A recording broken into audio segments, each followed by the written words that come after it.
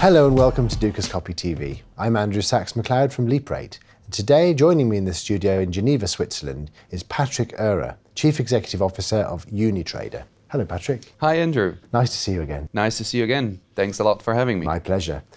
Today, we're going to talk a little bit about ergonomics, user-friendliness, because that has become this year's topic among development. So we have now websites which have a very ergonomic design, and now trading platforms are also going that way. And I understand that UniTrader has a very ergonomic user interface which uses a lot of graphics and design, which, in my opinion, attracts people's attention a little bit more than lots of information. Correct. I mean, we try to make UniTrader more simple and intuitive. And that's why we're working with a lot of pictures or symbols rather than just numbers. So you have the bull and bear for buying, selling. We have colors, red and green. And if you take a first time, or if you open a platform for the first time, you realize that the trading platform is not that chaotic and it's not an overload of information you don't understand. Plus, another very nice feature of the platform is the widget we have, where a partner or an IB or even a client can upload a website, be it BMFN website or his or her own website. So it makes it a bit more user and eye friendly. Yes. And that's what we really try to cover, because most of the time, if you look on a trading platform for the first time, you don't understand really much, even if you're experienced. So you need to get into it and need to start. And that was one of our goals, to create UniTrader in a very simple way that people would understand trading and know immediately where to click. So you have also deposit functions, account opening functions, chat functions, everything right there in the platform. I think that's ideal because it's actually following the dynamic that certain websites, not just in the Forex industry, also many other technology companies and management consultancy companies have gone down this route. But we predicted at LeapRate at the beginning of this year that the simplification and graphic-orientated way of designing websites would be a major feature of 2015. We're seeing that now. A few brokerages have gone away from having the, you know how it was before. There was the little band at the top of the website, click to deposit, click to download platform, click to demo account or live account. And then you have all this reams and litany of information underneath that has two problems. Firstly, it all looks the same as everybody else's website. Yeah. So once the user walks away from it, he can't remember which website it was he looked at. The other is that it bamboozles the user with all this information which he may or may not understand and perhaps give up. And the same with trading platforms. If there's too much flashing lights and data all displayed on one page in small numbers, they might think, I'll never master that, and give up. Well, you hit the nail on its head, and I mean, it's really remarkable considering the Forex industry. The website is the business card of every broker. Yes. And it's kind of ridiculous how every broker puts that much information and right on the homepage, and people get overwhelmed. They don't know, there are too many colors and there are too many text boxes and do this, do that. Here's a bonus. Here's an article, then there's the stream with the price tickers, etc. So, and same with the platforms. Actually, I mean, if you open many platforms, you're just overwhelmed by the number of information you're receiving at once, and you need to be able to digest that.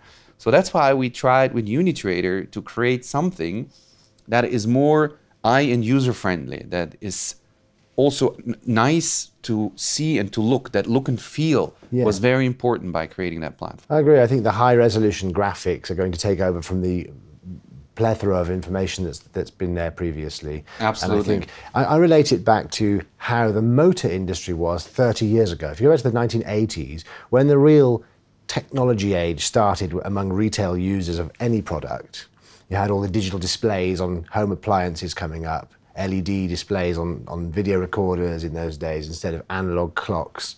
The motor industry started doing it. And that in those days was a less technology-led industry than ours is one of the most highly technological industries in the world. Absolutely. And all of the technology funnel behind the platform that the user doesn't see is as an integrated package nowadays, doesn't necessarily need to have every aspect of it displayed on the front page. So when I said about the car industry, motor manufacturers, premium motor manufacturers back in the 1980s, started putting displays all over the dashboards of their cars with flashing lights, LCD instrument panels which went not only in the instrument binnacle but all the way across the dash, lots of buttons and switches for all sorts of functions. It had two downsides. First of all, the user didn't use half the functions because there was too many switches and they were confronted with too many options. They didn't use half the things. The other thing it did was distract them from driving. And the other was that they're worried about buying the product in case they go to the showroom, there's a brand new product there that's had all this technology on it, that's in the face of the user, and he thinks, what if this goes wrong? It's going to cost me a fortune to fix it all. Right. So they'd give up and walk away. Nowadays, you see a small instrument panel, very few switches and buttons, maybe a screen here with a few options that are all there, but very high level of technology behind the actual user's where the user doesn't see it, all integrated. Now, I think that is a kind of good example of where we're heading. Right. Well, I agree on that. And the thing is, you probably got a couple of seconds. A potential client would decide to open an account or deposit funds with you as a broker or not. And we're all running about new leads and new customers and novice traders. So if I'm a consumer and I go to a website and it's an overload, then you lose interest and probably also you lose yourself on the website. Yes. You get distracted by too much of information and you're probably ending up in doing something else instead of opening an account. Definitely. So the trend today goes rather into a simple and clean setup of the site. And this is also to link back to UniTrader, what we try to do. Another factor and an influence is definitely mobile, yes. Because everything goes mobile. So if you compare websites a couple of years ago and today, everything is scrolling. You know, everything is scrolling, and the screen is much smaller on a mobile device. Exactly. So if it was littered with all sorts of information, it would just be impossible to read it. Correct. Yeah.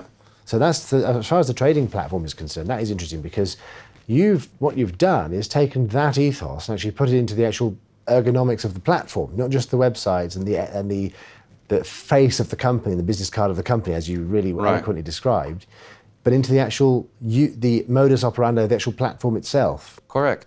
And one of the main ideas behind the platform of UniTrader is a trader or an IB or a partner, nobody has ever to leave the platform. Mm-hmm. Everything is integrated, starting from contact details, logo, depositing, withdrawal functions, CRM, all positions and histories and everything. And this is in a very simple way and displayed in a logical way.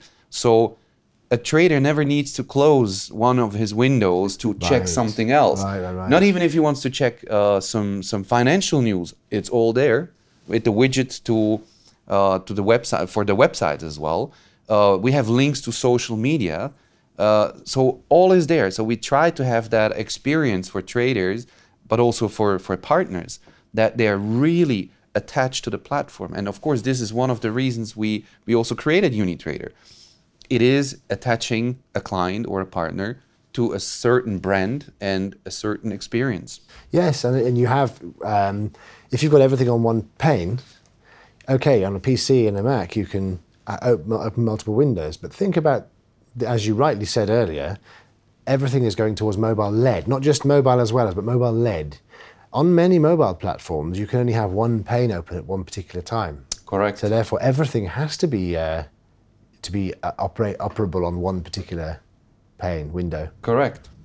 So that makes sense. And surprisingly, we talked earlier about it, not a lot of trades are still done on mobile, but a lot of follow-up. So people using the mobiles to watch positions or to watch the market, but not necessarily to trade. And I think this will be another change in the industry when a newer generation will come and start trading. I totally agree. Mobile-led is the way. And I think if it's kept simple, it's better. It has more chance of going that way, because if users are bamboozled by lots of information on the mobile platform, they will they will fear using it to execute trades. Yeah. They think they haven't got time to look through all that, and they'll fear using it. So if it's more simple, there will be more volume created by it, I think. Correct. And I think it's a simple question of time until probably 80 to 90% of all online trading will be on a mobile. I totally agree. I can certainly see it going that way. Very interesting indeed, and thank you very much for joining us again. Thank Patrick. you very much. Great pleasure. Nice to see you, and see you soon. Absolutely. Thanks a lot, Andrew. I'm Andrew Sachs-McLeod from UniTrader. This is Dukascopy TV. Thank you for watching. See you next time.